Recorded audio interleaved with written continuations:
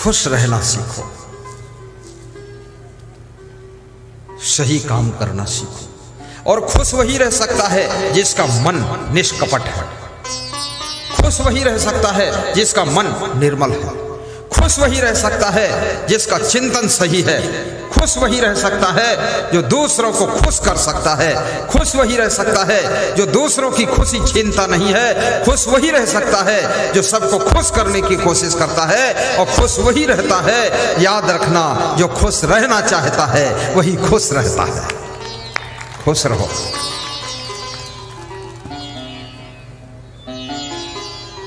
तुम्हारी वजह से यदि तुम्हारा भाई दुखी है, बहन दुखी है,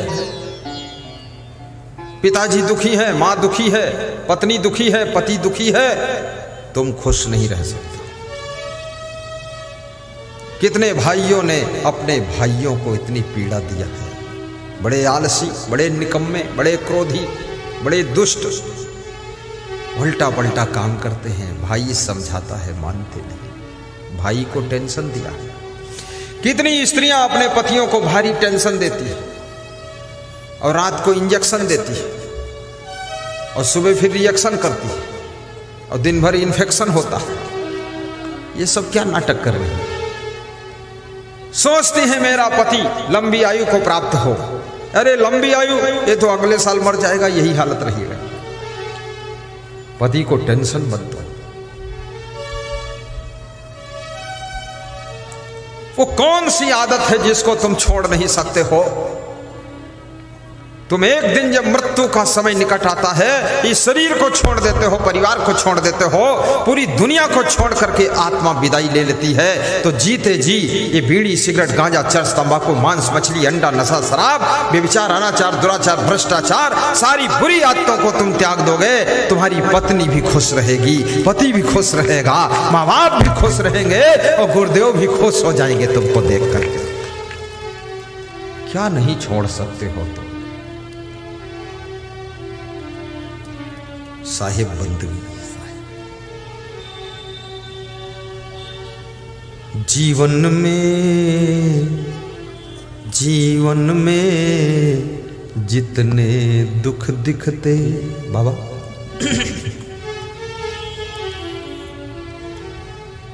अच्छे आदमी की तलाश हर आदमी को है।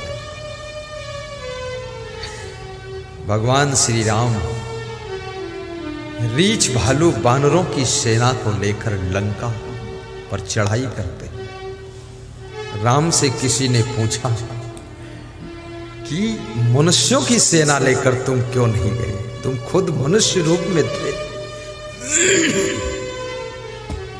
बानरों बंदरों की सेना लेकर गए। हिंदुस्तान में क्या मनुष्यों की कमी थी? तो राम ने कहा, मनुष्यों की सेना लेकर इसलिए हम नहीं गए कि मनुष्य अगर हिंदुस्तान के हमारे साथ में जाते, लंका पर चढ़ाई करने, लंका में पहुंचते और लंका सोने की लंका देखते और रावण कहीं इनको गुप्त सूचना दे देता कि 1-1 किलो सोना दे दूंगा, तो ये सब नालायक उसी के पक्ष में चले जाते। फिर मेरी हालत खराब हो जाती है। इसलिए मैं बानरों को ले गया। ये बानर सोना चांदी समझते नहीं है। देखो राम बुद्धिमान थे। ऐसे लोभी लोभी आदमी को लेकर तुम कोई सफलता करना चाहो तो लोभ के कारण तुमको डुबा देगा, कुछ नहीं काम आएगा वो।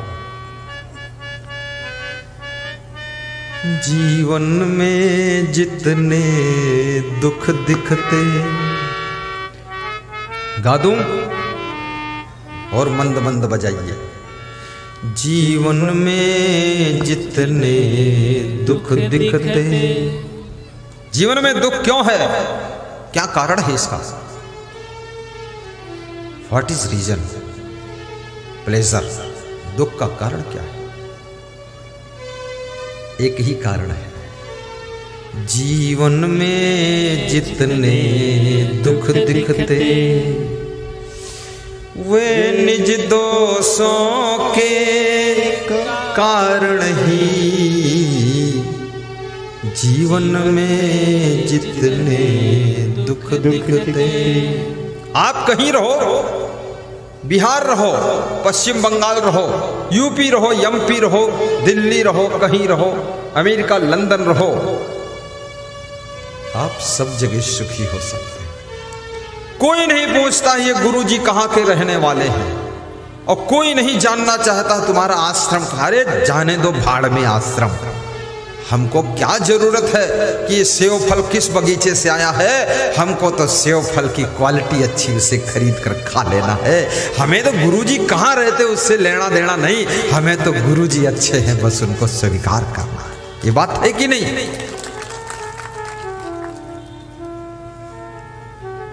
धन्य हो। जीवन में जितने दुख दिखते वे निज दोषों के कारण ही, वे निज दोषों के कारण ही, वे निज दोषों के कारण ही। जीवन में जितने दुख दिखते वे निज दोषों के कारण ही, पर जिसको इतना ज्ञान न हो, गाओ, पर जिसको इतना ज्ञान न हो, बाबा प्रणाम, पर जिसको इतना ज्ञान न हो, वह दोष मिटाना क्या जाने। पर जिसको इतना ज्ञान न हो, वह दोष मिटाना क्या जाने। जीवन में जितने दुख दिखते वे निज दोषों के कारण ही, वे निज दोषों के कारण ही, वे निज दोषों के कारण ही। हर सासू कहती है कि बहू की वजह से मैं दुखी हूं, और बहू कहती है सास ससुर के कारण दुखी हूं। पति कहता पत्नी से दुखी हूं, पत्नी कहती पति से बहुत परेशान हूं। बेटा कहता है माँ बाप से दुखी हूं।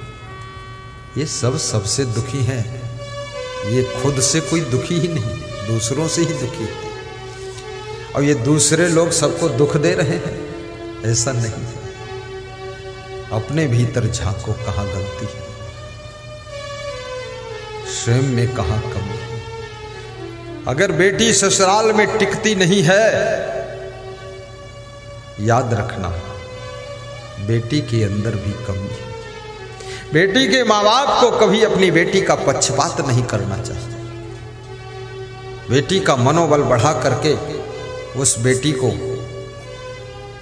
बंदूक मत थमाइए हाथ में, थोड़ा उसको शांति दीजिए। और बेटी को भी गम खाना सीखना चाहिए, समय पर जागना सीखना चाहिए। छोटी छोटी बातों को लेकर के परिवार में कलह कलेश प्रारंभ होता है। बहुत ज्यादा देर तक सोती है, सासू को गुस्सा आता है। थोड़ा जल्दी उठ जाओगी तो क्या फर्क पड़ जाएगा। बहुत थोड़ा आलस्य करती है, सासू का मन खिन्न हो जाता है। आलस्य छोड़ दो, मन प्रसन्न हो जाएगा सासू जी का। सासू हर बात में नोक झोंक करती है, बहू का मन दुखी हो जाता है। सासू को भी चाहिए हर बात में नोक झोंक मत करो, चलने दो, चलवा दे ठीक है। हर बात में बोलो मत, थोड़ा उल्टा भी करेगी, सीधा भी करेगी, धीरे धीरे सीख जाएगी।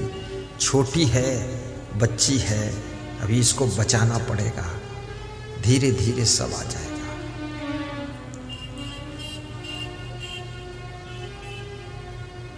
गम खाना सीखो। हर सासू को अपनी बहू की भी गम खा लेना चाहिए।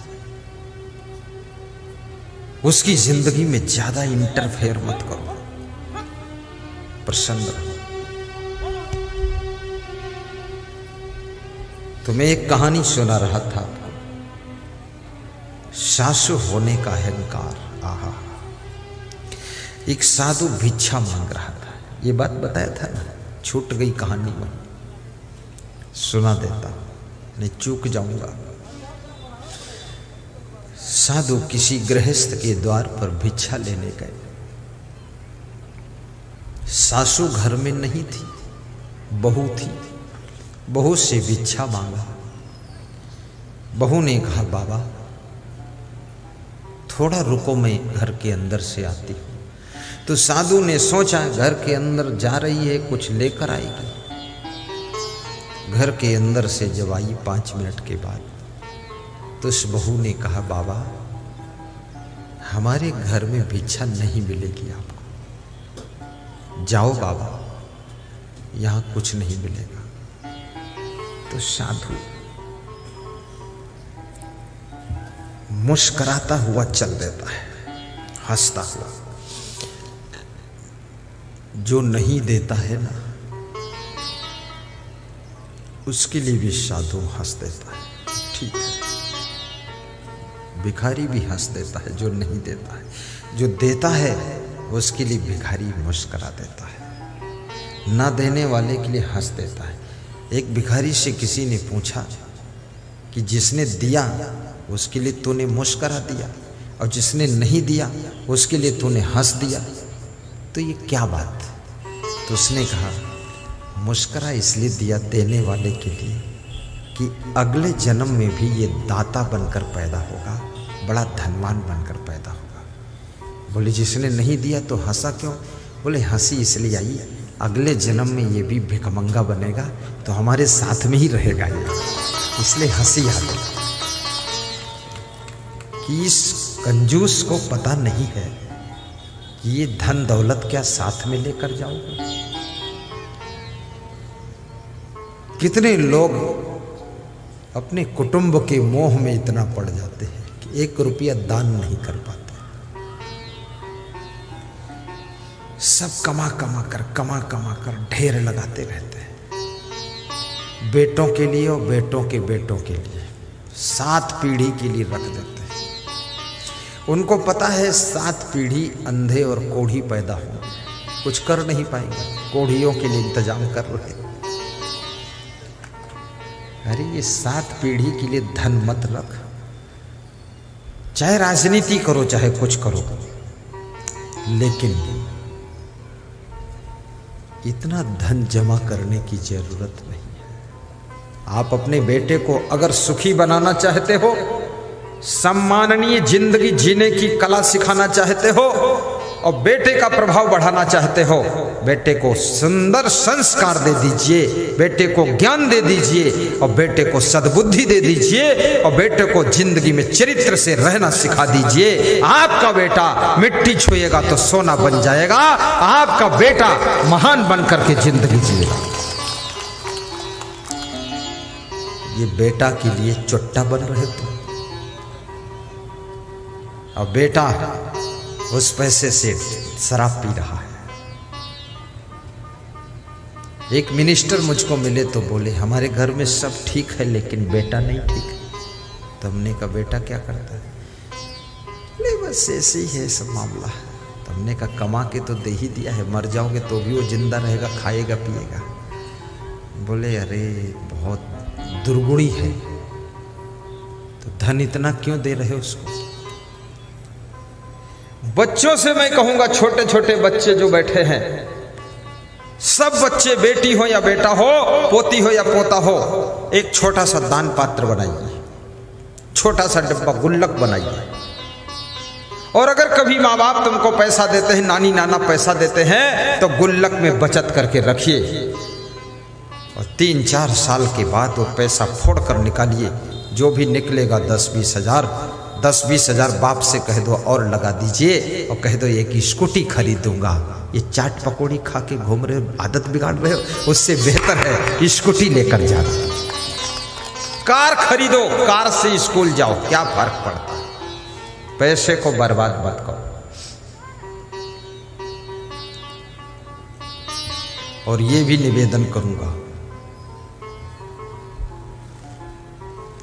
बच्चे को यदि आपने धन दिया है लेकिन धर्म पर चलना नहीं सिखाया, बच्चे को मकान दिया है लेकिन उस मकान में रहने की कला नहीं सिखाई है, और बच्चे को आपने सामान दिया है लेकिन सम्मान से जिंदगी जीने का ढंग नहीं सिखाया है, और बच्चे को आपने बहुत बड़ी शिक्षा दिया है लेकिन बच्चे को अगर संस्कार नहीं दिया है आपने, तो याद रखना आपका बच्चा कभी सुखी नहीं होगा, बच्चा हमेशा दुखी रहेगा। बच्चा सुखी तभी होता है जब सम्मान से जिंदगी जीने का ढंग सिखा दो उसको।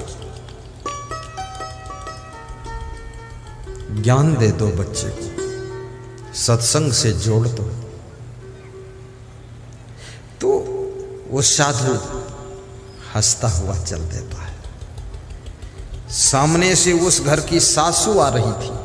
सासू ने पूछा, अरे साधु बाबा, अभी तो मेरे घर के सामने खड़े थे, भिक्षा मांग रहे थे, तो मेरी बहू ने भिक्षा दिया कि नहीं दिया, क्या कहा?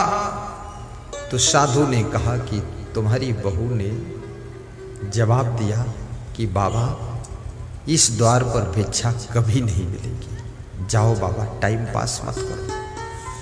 बोले फिर मैं हंसता हुआ चला आया। बोले हंसे क्यों? बोले इसलिए हंसा कि अगले जन्म में तुम्हारे घर में भी सब भिखमंगा होंगे, तो मैं मजबूरी में आ गया था तुम्हारे द्वार पर।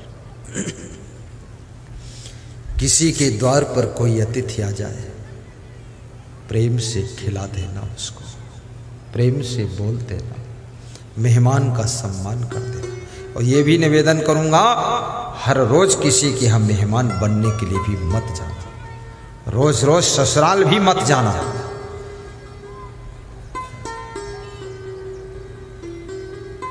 एक दिन मेहमान मेहमान होता है, और 2 दिन मेहमान रहे तो मेहमान रहमान होता है, और फिर हर रोज मेहमान आ जाए तो मेहमान ना मेहमान है ना रहमान है, फिर वो मेहमान बेईमान होता है। बेईमान, दूसरे घर में भार बनते हो, वहां भीड़ बचाते हो, टाइम बर्बाद करते हो दूसरे का भी, खाम खाम वहां खड़े रहते रोज। किसी दोस्त के घर पे भी रोज मत जाइए, लांछन लग जाएगा, कलंक का दाग लग जाएगा कि इसके घर पे ये क्यों आता है रोज। लोग संदेह करेंगे तुम्हारे ऊपर, लेकिन तुम जैसा बेशर्म आदमी वहां खड़े हो रोज, क्यों खड़े हो, क्या जरूरत है? आपका सम्मान आपके हाथों में है, आपकी चालों में है, आपकी बातों में, आपकी चरित्रों में है। प्रथम अपने चरित्रों को सुधारोगे तो क्या होगा? हे गुरुदेव, अपने चरणों में बिठा लोगे तो क्या होगा? बिठा लोगे तो क्या होगा? सासू ने कहा तुम मेरे साथ आओ। सासू वापस ले गई उस साधु को। साधु को बड़ी आशा की किरण मिली, ये सासू है, घर की मालिक है, अब वापस लेकर जा रही। बोले आओ। बहू ने कैसे मना कर दिया कि कुछ नहीं मिलेगा, चलो। महात्मा प्रसन्न हो गया कि अब मिलेगा जरूर, लग रहा। महात्मा आया, बैठा रहा द्वार पर, 2-4 कुर्सी पड़ी थी, महात्मा कुर्सी पर बैठ गए। सासू अंदर गई, 10 मिनट के बाद लौट कर निकली। साधु ने सोचा कुछ लाएगी, कुछ देगी, तो सासू ने क्या कहा, जाओ बाबा, जिंदगी भर तुमको यहां कुछ नहीं मिलेगा, जाओ। तो साधु ने कहा तो बुलाकर क्यों लाई? मैं तो चला ही गया था। बोले मैं इसलिए बुलाकर लाई कि मेरी बहू ने मना किया था कि कुछ नहीं मिलेगा। बहू कौन होती मना करने वाली? मना भी करूंगी तो मैं करूंगी, क्योंकि मैं सासू हूं, इसलिए मना करूंगी। तो मैं इसलिए लाई थी कि तुमको मना करने के लिए लाई थी कि मैं मना कर रही हूं। ये सासु होने का ऐसा अहंकार होता है कि मना भी करूंगी तो मैं ही करूंगी। अरे वही काम बहू ने कर दिया तो क्या बुरा हो गया।